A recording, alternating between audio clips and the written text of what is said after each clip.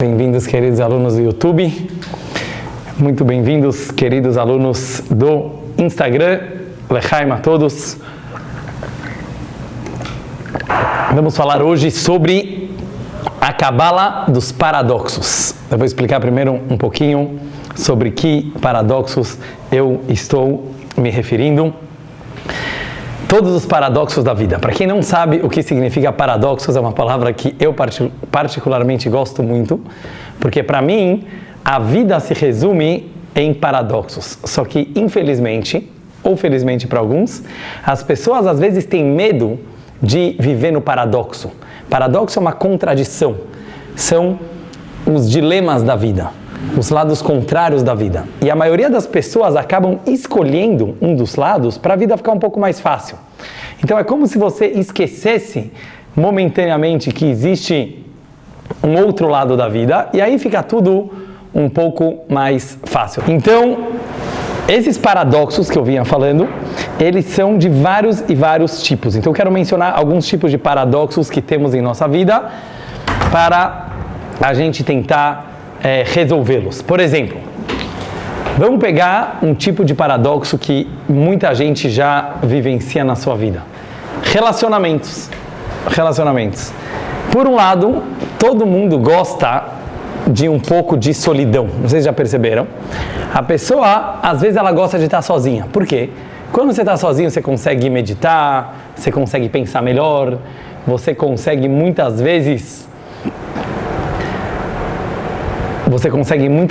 curtir a solidão. Tem pessoas que gostam de deitar na frente da televisão, assistir o programa que ele quer, sem ninguém encher o saco. Tem pessoas que gostam de simplesmente fazer uma atividade em paz, sem barulho, curtir a si mesmo. Tem outras pessoas que não aguentam ficar sozinhas, que elas precisam urgentemente de companhia o tempo todo, nem que seja uma pessoa do lado para não fazer nada, para não falar nada, simplesmente para você sentir que você não está sozinho. Por exemplo, uma pessoa vai viajar. Tem gente que gosta de viajar sozinho. Eu conheço gente que faz mochilão, vai lá, pega a mochila, viaja, fala, eu quero curtir a vida sozinho. Quero viajar, quero conhecer lugares novos, quero conhecer lugares diferentes. E a pessoa, ela realmente se vira muito, muito bem sozinha. Tem gente que não aguenta viajar sozinho, certo? Que precisa pelo menos de uma pessoa, de uma companhia para poder comentar os lugares, para poder um ajudar o outro durante a viagem. Mas se você pega de uma forma geral, todos nós temos esses dois lados. Tem momentos que a gente prefere ficar sozinho e tem momentos que a gente prefere ficar acompanhado. Esse é um dos dilemas do ser humano. Por quê? Porque momentos é fácil, mas e para a vida toda? O que você prefere para a vida toda? Ter alguém ou ficar solteirão? O que é mais legal? Hoje em dia existe esse dilema. É melhor você ter um compromisso com alguém, que por um lado essa pessoa vai te ajudar, por um lado essa pessoa vai te fazer companhia, por um lado essa pessoa, ela vai muitas vezes discutir com você certos temas, te tirar do tédio, te tirar da solidão. Por outro lado, às vezes essa pessoa vai infernizar a tua vida, certo? Vamos ser bem sinceros. Às vezes essa pessoa, ela vai falar demais, falar de menos, vai te incomodar, vai te irritar. Então a pessoa, ela precisa fazer uma decisão, porque tudo tem prós e contras. É melhor ficar sozinho ou é melhor ficar acompanhado? Então o nosso mundo de hoje resolveu esse dilema. O que você faz? Você fica acompanhado não pela mesma pessoa, certo? Aí não tem esse problema. Você pode ser uma pessoa solitária. Só que quando você está afim, você chama alguém. Você chama alguém para sair, você chama alguém para passear. Então, por um lado, é aquilo que a gente chama de um paradoxo morno. Você resolve aquela situação não se entregando para nenhum dos lados. E você fala, olha, eu não vou ter um compromisso com alguém, mas pelo menos, quando eu estiver solitário, eu vou ter uma pessoa que vai me tirar da solidão. Vamos pegar um outro exemplo completamente diferente. Vamos pegar agora um exemplo filosófico. Quem manda na tua vida? Será que a tua vida está nas tuas mãos? Ou será que a tua vida, ela está nas mãos de Deus? Ela já está predestinada. Então a gente sabe que tem muitas pessoas que elas preferem encarar a vida de uma forma responsável, dizendo: a vida está nas minhas mãos, sou eu que decido o futuro da minha vida, sou eu que decido o andamento das coisas. Então eu não posso jogar a toalha para o ar, eu não posso jogar a responsabilidade em cima de outras pessoas, nem mesmo de Deus. Eu preciso me responsabilizar pelos acontecimentos da minha vida. Muitas vezes a pessoa, ela assume a responsabilidade da tua vida. Por outro lado, tem gente que fala: não, você acha que alguma coisa está nas nossas mãos? Está tudo na mão de Hashem.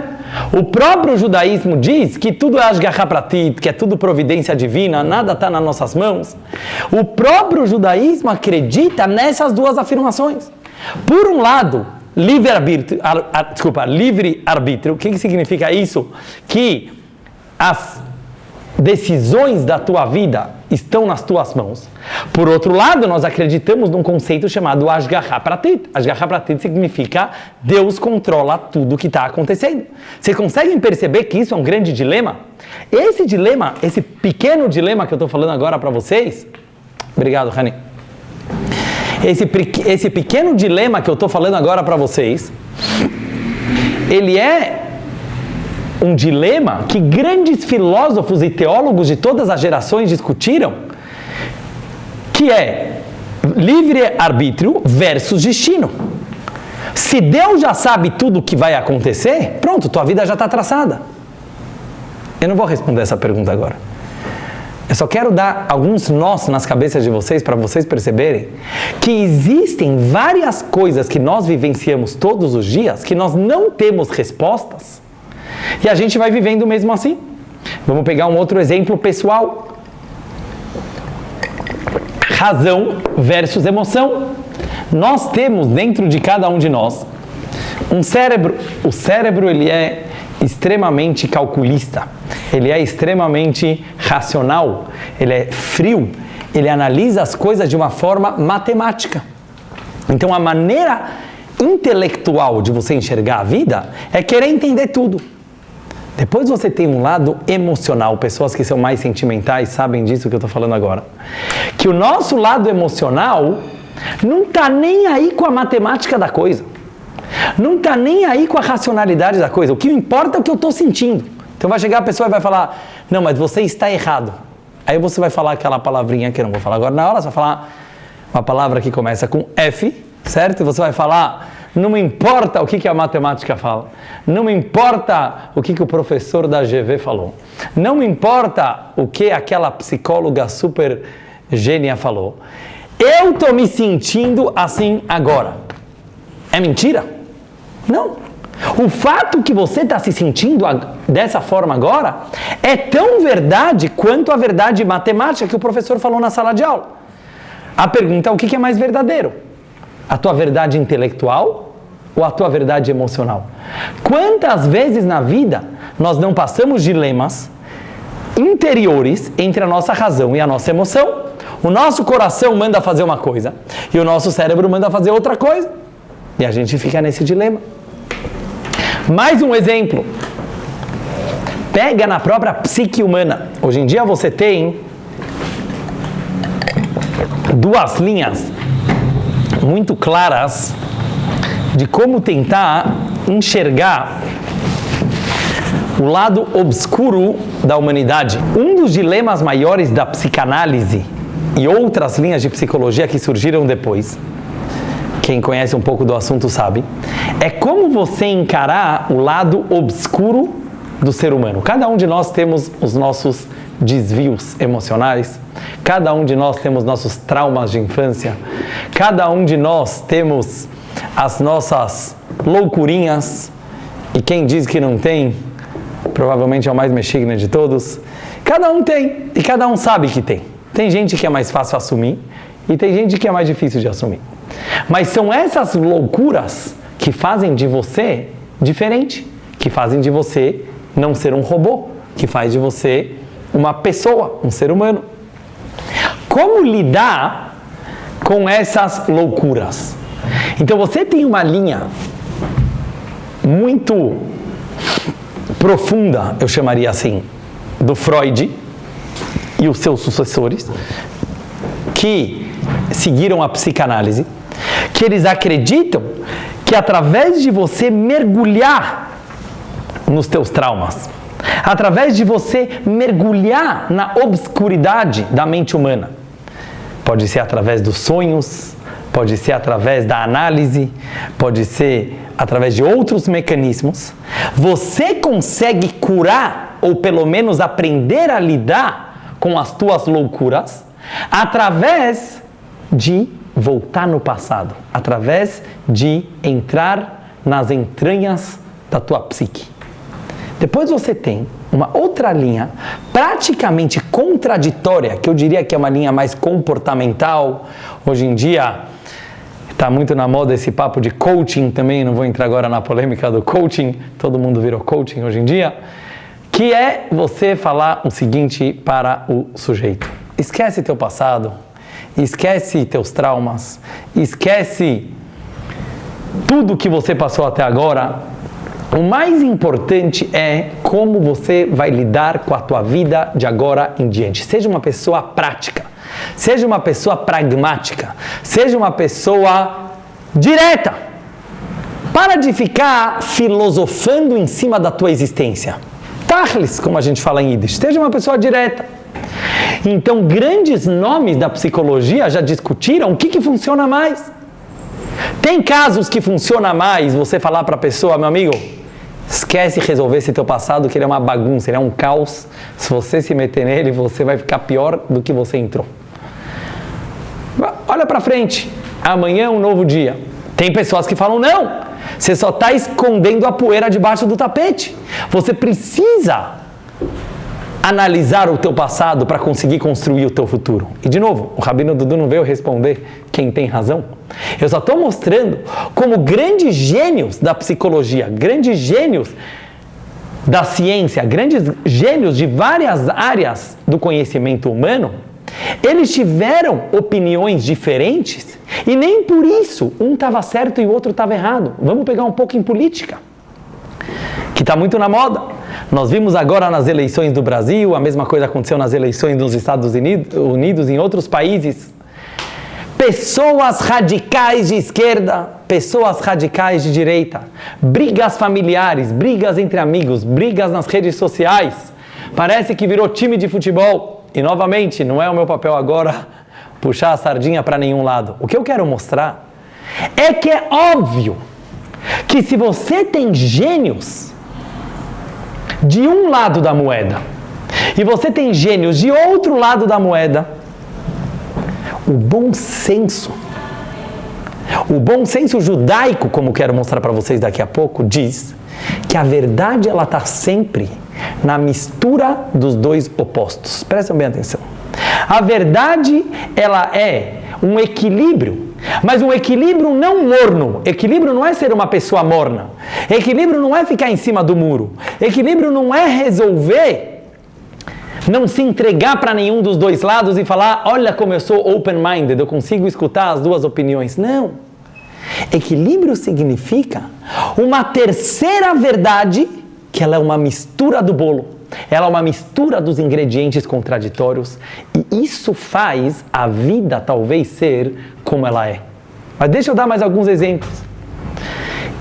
Vocês poderiam dizer que tudo que eu falei até agora é filosofia, é política, é minhas opiniões sobre o comportamento humano? Vamos pegar um exemplo científico. Eu não sei se vocês já ouviram falar, mas um dos maiores dilemas, provavelmente o maior dilema dos cientistas hoje em dia, apesar que tem muitas perguntas na ciência ainda não respondidas e muitos dilemas cada vez mais sobre a vastidão do universo, existe uma contradição, um paradoxo, que há dezenas de anos os cientistas tentam resolver. Eu vou falar bem em resumo porque o nosso tema da aula não é ciência. Presta atenção, isso é muito interessante. Um dos maiores gênios do século passado, todo mundo sabe, Albert Einstein. Ele descobriu a teoria da relatividade, entre outras coisas. Inclusive tem um seriado muito bonito, muito interessante para quem se interessa por esses temas, chama Genius, acho que está passando na TV Cultura também, vários episódios de como foi a vida de Albert Einstein, um aluno que era muito mau aluno na escola, era muito pouco compreendido, e depois na faculdade ele acabou se revelando como um grande gênio. Conta um pouco da vida pessoal dele, dos casamentos dele, não vou entrar nisso aqui agora. Albert Einstein descobriu uma coisa maravilhosa: teoria da relatividade. Dentro dessa teoria da relatividade, eu não vou falar aula de ciência, mas muito do que vocês têm hoje nas suas mãos, por exemplo, Waze, GPS, só é possível a gente usar o GPS por causa da teoria do Einstein. O que ele descobriu? O grande Newton, que antes do Einstein provavelmente era o maior nome, ele descobriu uma força fantástica. Aquela famosa historinha, ele viu a maçã caindo da árvore, que alguns dizem que não foi assim a historinha, tá errado? Ele descobriu que um objeto de massa maior, ele atrai um objeto de massa menor. Ele descobriu a força da gravidade. Uau! Isso mudou a cara da ciência. Várias e várias regras, várias e várias teorias, várias e várias fórmulas partiram a partir da descoberta da força da gravidade. Eu sei que a historinha é simbólica, mas a historinha que se conta é: ele viu a maçã caindo da árvore. Por que uma maçã cai da árvore? Porque a maçã não vai para cima. Ele descobriu: um objeto maior atrai um objeto menor. Vocês já pararam para pensar por que é assim? Ele não explicou. Eu não sei se vocês... O Newton não explicou. O Newton não explicou por que um objeto maior atrai um objeto menor. Ele só identificou. Você quer falar, Débora? Ele só identificou força da gravidade. Hoje em dia, a força da gravidade que vocês todos aprenderam na escola, ela é super questionável. Tem cientistas que dizem que não existe força da gravidade. Eu vou falar para vocês por quê. O Einstein continuou os estudos do Newton, e a partir, obviamente, de vários e vários conceitos que nem eu tenho a mínima capacidade de entender esses conceitos, ele descobriu que o tempo e o espaço deformam o universo. Então olha que interessante que ele descobriu. Por que existe a força da gravidade? Na verdade não existe a força da gravidade. É como se eu colocasse uma bola de boliche num lençol. Coloca uma bola de boliche na tua cama. O que vai acontecer se você colocar uma bola de boliche na tua cama? As outras coisas que tiverem na tua cama, elas vão cair dentro do furo que a bola de boliche causou na tua cama, certo? Sabe, tipo um ralo? Tem um ralo, ele atrai para ele. Então o que ele descobriu? O motivo que algo que tem uma massa maior atrai objetos menores não é um ímã, não tem nada a ver com ímã, não é magnético. É porque ele causa uma deformidade no universo, e essa deformidade atrai coisas para si. Por que eu estou contando isso hoje para vocês, se a minha aula não é uma aula, não é um shiur de ciências? Porque alguns anos depois de Einstein, vieram outros cientistas, que eles descobriram aquilo que a gente chama hoje de física quântica. A física quântica começou a analisar as pequenas partículas da matéria, muito menores do que o átomo, e começaram a perceber que elas funcionavam de uma forma completamente aleatória. Aleatória quer dizer sem lógica nenhuma. Quando Einstein ouviu a teoria quântica pela primeira vez, ele falou a famosa frase: se existe Deus... Einstein tinha dúvidas sobre Deus. Ele falou: se existe Deus, ele não joga dados com o universo. Em outras palavras, essa nova teoria que estão querendo dizer que o universo é aleatório, que o universo ele é não lógico, não racional, eu não acredito. O Einstein, com toda a sua genialidade, não aceitou. alguns anos depois, a teoria quântica ela foi completamente comprovada. Hoje em dia você tem vários prêmios Nobel de física quântica, inclusive nos últimos anos. Por que eu estou contando tudo isso para vocês? Porque hoje, um dos maiores dilemas da ciência é combinar a teoria do Einstein, que é a teoria da relatividade, com a física quântica. Elas são contraditórias, não combinam de jeito nenhum. E quem sou eu para falar? Mas os grandes cientistas, por exemplo, o próprio Stephen Hawking, certo? Que faleceu há pouco tempo, que ele queria fazer aquilo que ele chamava a teoria de tudo, inclusive tem um filme famoso que chama A Teoria de Tudo, um filme romântico, inclusive, que a esposa dele ajudava ele e etc. Mas é um filme no qual ele, como grandes outros cientistas, tentaram conciliar duas teorias poderosas e verídicas, porque as duas são verdadeiras. Quando eu falo que as duas são verdadeiras, Natan, significa não só na teoria. Muitos objetos e aparelhos que você usa hoje em dia, eles são graças à física quântica, e muitos aparelhos são graças à física tradicional, convencional, que seria a teoria da relatividade, e as duas não combinam. Então olha que louco, esses paradoxos da vida que a gente está falando, eles não são apenas no plano filosófico, eles não são apenas no plano emocional. Mesmo na ciência, existem dilemas completamente contraditórios. Por que eu estou falando sobre tudo isso? Vamos fazer um Lechaim que a gente vai entender. Lechaim. Tudo isso, pessoal, que eu trouxe até agora, esquecem agora um pouco todas essas contradições. Foi por um único motivo. Uma única nekuda, único ponto. Quando a gente fala de Hashem, quando a gente fala de Deus, e muitas pessoas começam a imaginar o que seria Deus. Quem é esse Deus que nos criou? Quem é o Criador do universo? Quem é o Criador da natureza? Quem é o Criador do ser humano?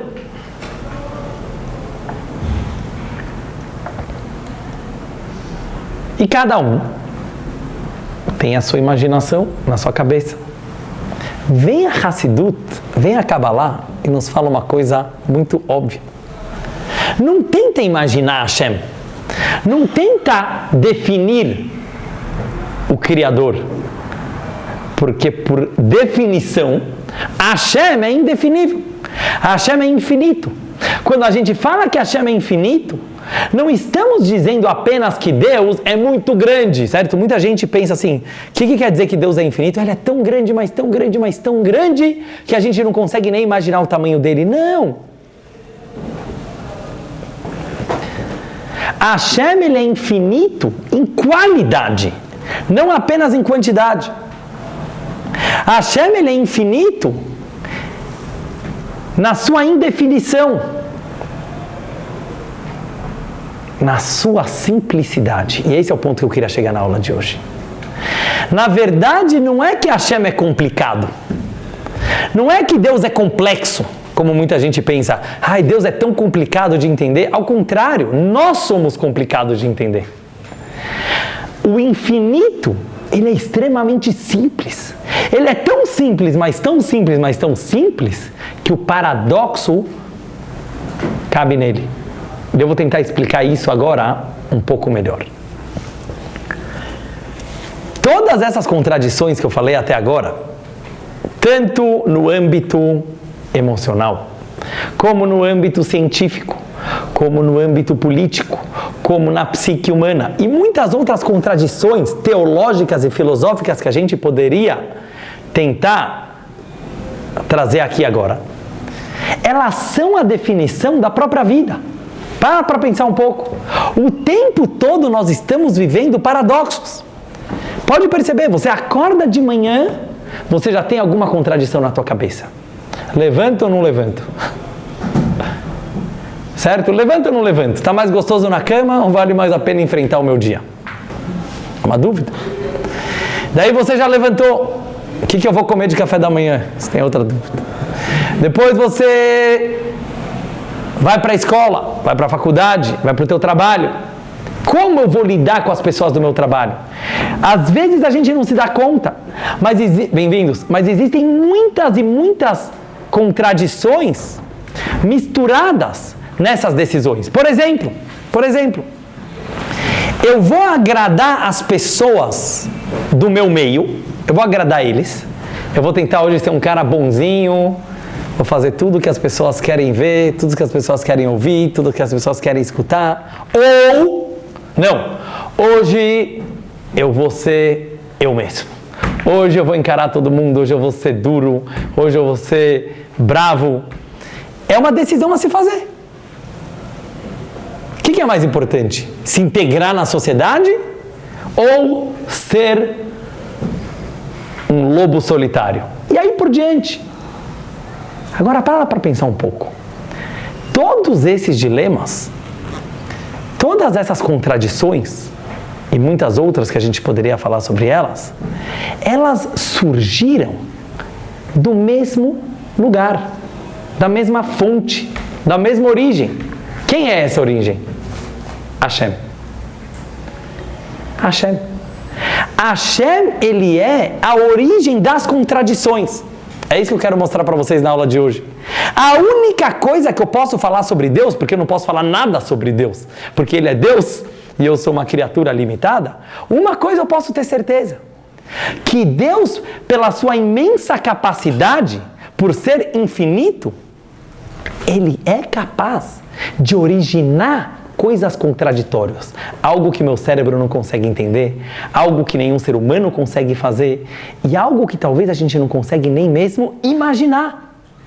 Por isso que quando você estuda na Kabbalah sobre Deus, a única definição que nós encontramos na Kabbalah sobre Deus é aquele que une os paradoxos, aquele que junta o contraditório, aquele que faz o inimaginável. Não porque você consegue entender, mas você tem uma certeza. Se alguma coisa me liga a Deus, é juntar o injuntável. É tentar conectar os opostos. Por isso, quando você estuda no Talmud, o que acontecia no templo sagrado, que era o Kodesh HaKodashim. O Kodesh HaKodashim, para quem não conhece, era o lugar mais sagrado de Jerusalém. Tinha o Beit HaMikdash, que era a casa de Hashem. Dentro do Beit HaMikdash você tinha uma câmara sagrada, que se chamava o Santo dos Santos, que o Kohen Gadol, que era o homem mais sagrado do povo, podia entrar lá uma vez por ano, no dia do Yom Kippur. O que ele encontrava lá? Vem a Gemara e fala, sabe o que ele encontrava lá? Uma cena muito rara. Vou falar em hebraico e traduzir para o português. Makom Haaron Eino Minamidah. O lugar da arca sagrada não ocupava espaço. Eu quero que vocês entendam bem isso. Dentro do Kodesh HaKodashim você tinha a arca sagrada. Alguém já assistiu Indiana Jones? Tem lá toda a busca da arca perdida. Que arca que é essa? A arca das tábuas da lei, que a gente vai receber semana que vem na festa de Shavuot. Os 10 mandamentos ficavam guardados numa arca sagrada. Essa arca sagrada, que ela era feita de madeira, de ouro, ela tinha um tamanho específico. Porém, se você media de um lado da arca e você media do outro lado da arca, é como se aquela arca não estivesse lá. Agora eu peço para vocês, meus queridos alunos do Espaço K, façam um pequeno exercício e tentem imaginar uma arca sagrada que não ocupa espaço. Você consegue imaginar uma coisa dessas? Pensa bem. Não é que a arca era invisível. Isso é fácil para Deus. Não é que a arca era, como chama isso hoje em dia? Holograma, certo? Tem um jeito de você fazer. Parece que está lá, mas não! A arca era física, a arca era real, ela tinha um tamanho específico. Eu vou falar mais ainda. Ela tinha que ter um tamanho específico para ela ser uma arca kasher. Mas ao mesmo tempo ela não ocupava espaço. Em outras palavras, no Kodesh HaKodashim você tinha um fenômeno que a mente humana não é capaz de imaginar. Não só que você não é capaz de entender, você não é capaz de imaginar O que significa algo que ocupa espaço e não ocupa espaço ao mesmo tempo? Agora eu pergunto para vocês, por que Deus precisava desse milagre? Por que Deus precisava fazer esse milagre dentro do Kodesh HaKodashim? Não tinha mais o que fazer? E se a arca ocupasse espaço? Todos nós, pessoal, somos altruegoístas ou ego-altruístas. Em outras palavras, eu acho que combina muito com a visão da Torá. Tudo que você faz é uma mistura de bem e mal. Tudo. Tudo que você faz é uma mistura de interesse próprio e a tua missão na vida. Claro que na hora que eu estou aqui, Rabino Dudu, dando uma aula, eu estou pensando em fazer um bem para o mundo, porque eu acredito que eu estou aqui no mundo para isso, mas ao mesmo tempo eu estou querendo aparecer, sei lá. Ao mesmo tempo eu estou querendo... Oi? Quem é o filósofo? O filósofo, esqueci agora o nome, depois eu posso te trazer, mas eu li, é um filósofo moderno, mas agora me fugiu o nome, é em inglês se eu não me engano, mas eu gostei muito da ideia. Claro que é uma mistura, e a gente tem que parar de ficar encucado, parar de ficar se martirizando por causa disso, porque senão a pessoa fica maluca. Eu acordei para trocar a fralda do meu bebê no meio da noite. Uau, é um ato de muito bondade. Não, mas na verdade pode ser um ato egoísta, porque eu só fiz isso, senão o bebê ia ficar chorando no meu ouvido. Beleza! Então você é um cara meio egoísta. Shkoyach, parabéns, você é igual a todo mundo. Aceita a realidade que nós somos uma mistura de corpo e alma, que nós somos uma mistura de egoístas com altruístas, que nós somos uma mistura desse paradoxo que se chama vida. Então, quando a Torá vem e fala, eu dei o bem e o mal, eu dei a vida e a morte, não é apenas uma questão de escolha, é uma questão da definição da própria vida. E com isso eu quero finalizar, presta bem atenção agora nessa ideia, depois quem quiser pode fazer perguntas. O grande dilema, de acordo com a Hassidut, que leva a todos esses outros dilemas que eu falei até agora, é um só. Vocês vão achar engraçado, porque é meio brisa, mas ele é o maior dilema de todos. O mundo existe de verdade ou é tudo uma ilusão? Quem gosta de brisar sabe do que eu estou falando. Você não tem prova nenhuma que esse mundo existe, prova nenhuma, principalmente científica. Tem pessoas que elas estão... A pergunta aqui que é prova. Tem pessoas que são extremamente pé no chão, extremamente realistas, extremamente materialistas, extremamente existencialistas. E elas falam, claro que o mundo existe, certo? Dá uma beliscada no cara, o cara vai gritar, ele vai perceber que ele existe. Porém, existiram vários filósofos que achavam que o mundo pode ser um piscar de olhos. Talvez quando você abre o olho o mundo existe, quando você fecha o olho o mundo para de existir.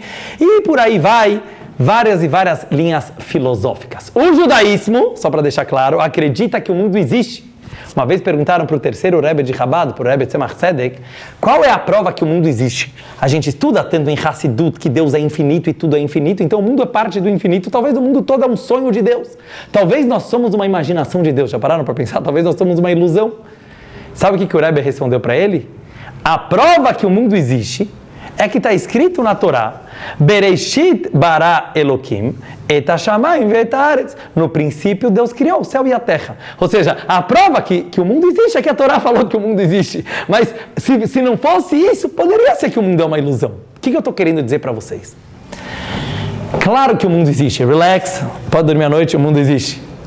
Mas simultaneamente com o fato que o mundo existe, o mundo é completamente dependente de Hashem. E é aqui que eu queria mostrar para vocês o maior paradoxo de todos, que William me fugiu agora. Shakespeare já falou muito antes do que eu. A culpa do Lechaim. William Shakespeare definiu essa questão, ser ou não ser, eis a questão. E pouca gente entende o que ele quis dizer. O que significa ser ou não ser, eis a questão, mais bem colocada no Pirkei Avot, na minha opinião, pelo sábio Hillel, que fala uma das frases mais fenomenais do judaísmo. Ele falou o seguinte: Imeina nili mili, se eu não for por mim, quem será por mim? O que sheani leatzmi, ma'ani. Porém, quando eu sou por mim, quem sou eu? E ele termina a frase, Veim lo achshav eimatai. Porém, se não for agora, quando será? Olha que fenomenal como isso define a vida. Ele falou o seguinte: por um lado, você é um ser independente, você é um ser criativo, você tem a tua personalidade, você só pode ser você. Eli, você só pode ser você. Natan, você só pode ser você. Estou confundindo. Que é normal. Cada um só pode ser ele mesmo. Em outras palavras, Hashem quer. Agora eu vou falar em palavras claras. Deus te ama do jeito que você é. Deus quer que você seja você mesmo. Be yourself. Com tuas qualidades e defeitos. Porque se você não for por você, quem será? Todos os outros já estão ocupados. Todos os outros postos do mundo já estão ocupados. A única coisa que você pode ser nesse mundo é você mesmo. Por outro lado, vem o cara filosófico e fala, tudo bem, grande porcaria que eu sou, certo? O cara vai falar, isso é tudo, isso é tudo. Eu sou um ser limitado, eu sou um ser egoísta, eu sou um ser com defeitos, é isso que eu sou? E aí vem a resposta final. Você tem razão. Você é essa mistura de qualidades com defeitos, de bem e mal, de egoísmo com altruísmo, de acreditar em si mesmo e ser super inseguro de vez em quando. Porém, sabe o que te move? Imlo achave matai. Se não for agora, quando será? Você só tem agora, você não tem a vida inteira para ficar em cima do muro. Você não tem a vida inteira para filosofar. Você não tem a vida inteira para ficar na dúvida do que você deveria ter feito na vida. Vai, arrisca, quebra a cara, mas faz alguma coisa, porque isso é viver. Então, quando Shakespeare, e muito antes a Hassidut veio e falou uma coisa fenomenal, que é o seguinte: Deus queria um ser independente, Ele queria um mundo independente. Mas é possível ter um mundo independente de Hashem? Não, porque Deus é tudo. Esse é o dilema. Olha o dilema. Por um lado, Einod milvado, não há nada fora Deus. Não há nada fora Ele. Esse é o milagre da vida. Deus criou uma coisa que não é Ele. Para pensar nisso aqui um pouquinho. Deus quer tudo. O que quer dizer que Ele é infinito? Ele é tudo. Ele criou algo que não é Ele. Você, eu, nós. Sabe por quê? Porque Deus queria a única coisa que Ele não tinha sozinho, se é que a gente pode chamar assim. Qual é a única coisa que Deus não tinha sozinho? Intimidade com alguém. E intimidade significa que existe um ser com livre-arbítrio, com independência, com capacidade de escolher, e esse ser ama Ele. Por isso que quando Hashem criou Adão e Eva, Ele criou um ser só, era uma pessoa só. Um lado homem, outro lado mulher, e Deus cortou eles no meio. E Ele falou, agora vocês vão casar. Perguntam os comentaristas do Zohar, calma, se os dois eram grudados, por que Deus cortou eles no meio para casar de novo? Já deixava grudado. Responde o Arizal, porque eles eram, essa você vai gostar, eles eram grudados bumbum no bumbum, certo? Eles eram grudados de costas, isso chama Horaim Lahoraim. O que significa bumbum no bumbum? Significa que eles eram unidos à força, eles eram dependentes um do outro. Isso que eles eram casados, Adão e Eva, não era por vontade própria, aí não tem intimidade. A graça da intimidade é quando o outro pode te trair. A graça da intimidade é quando você corre o risco. A graça da intimidade é quando o outro pode não escolher você. Porque qual é a graça do outro escolher você, se ele é obrigado a escolher você? E é isso que as pessoas estão esquecendo. As pessoas hoje estão querendo relacionamentos garantidos, em qualquer âmbito da vida, coisas garantidas, para não ter risco de se machucar. Você não quer risco de machucar, então você não tem nada. Porque a única coisa que pode existir é quando tem o risco de se machucar. E sabe quem fez isso? Deus.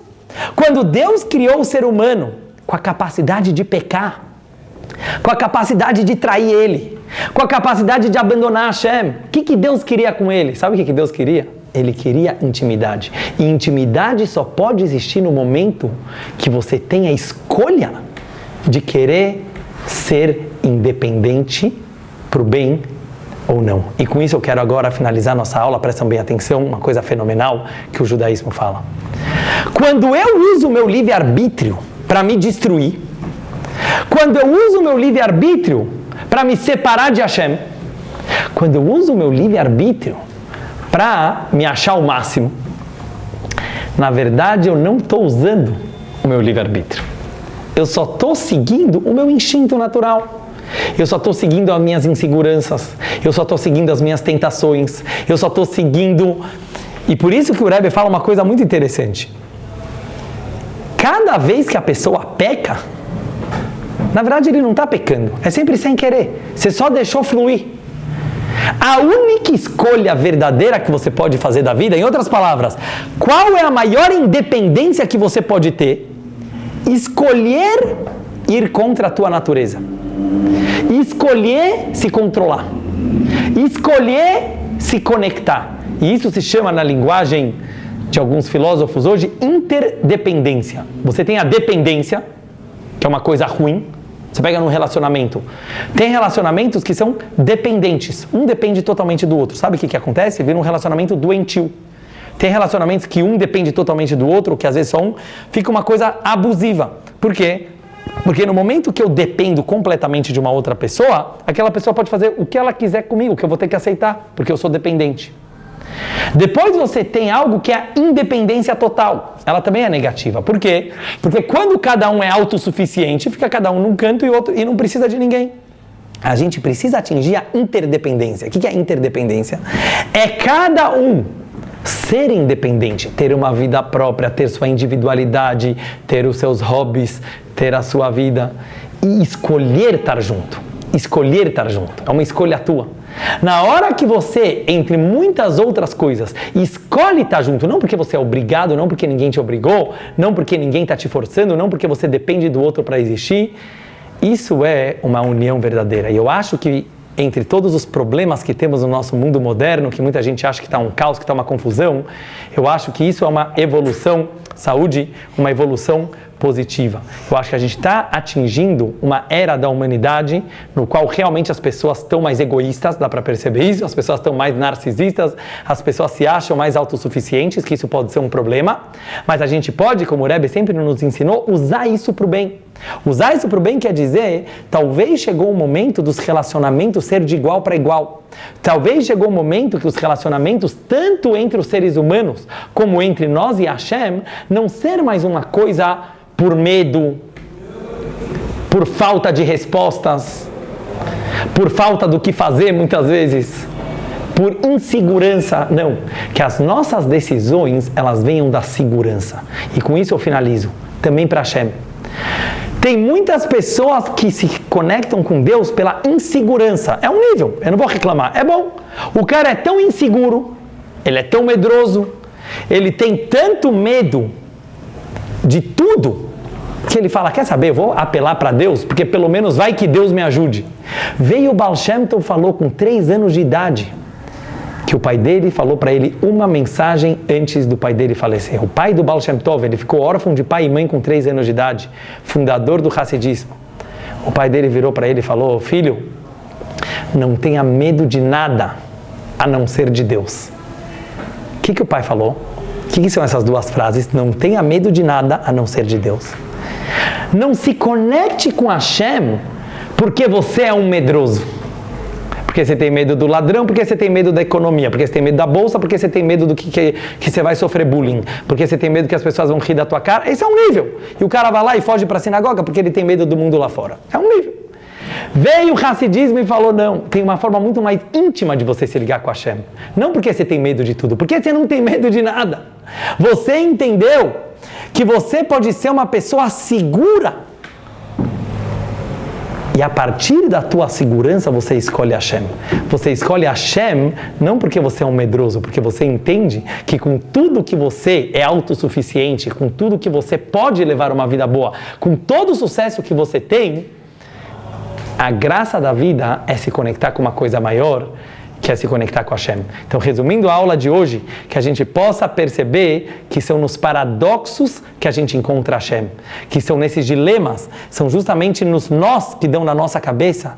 Na hora que você está num dilema difícil, você percebe, uau, que Deus incrível que criou tantas contradições, que criou tantos paradoxos, só algo tão simples, tão infinito quanto Hashem, poderia dar origem a tantos dilemas, e através do dilema eu vou me conectar com ele. Na hora que dá um nó na minha cabeça, isso me conecta com ele, porque eu entendo que de alguma forma a solução para os meus problemas, a solução para a minha vida não está em pular para um dos dois lados do muro, mas abraçar os dois lados, acreditando que os dois vieram da mesma fonte. Se Deus quiser, semana que vem a gente vai ter uma aula especial que vai se chamar A Cabala do Ego, que vai ser uma continuação dessa aula para a gente entender o assunto da Torá, que ela foi dada no terceiro mês. Obrigado a todos. Lechaim, Shkoyach.